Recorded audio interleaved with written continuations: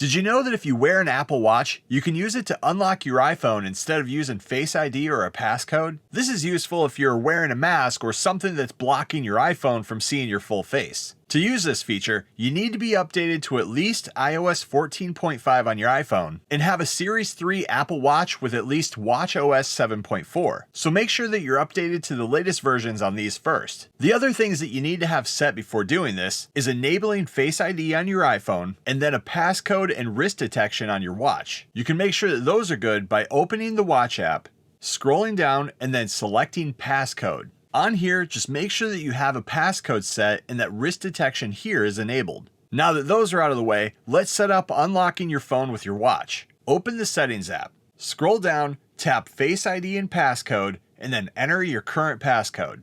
Inside of here, scroll down until you see Unlock with Apple Watch. You'll see your watch listed here with an overview of the feature, which tells you that this is used if there's an obstructed view of your face and that your watch must have a passcode and be unlocked. Tap the slider on the right to enable it and then turn on again to confirm. Now in the future, if your iPhone is locked and you're not looking at it and you're trying to open it, or if you have a mask on, as long as your watch is near and unlocked, it'll unlock your phone. And also when it does, you'll get a notification and a haptic on your watch letting you know that your iPhone was unlocked. You'll also get a button on your watch that'll allow you to quickly lock your phone if you did it on accident. And that's how you set up and unlock your iPhone with your Apple Watch.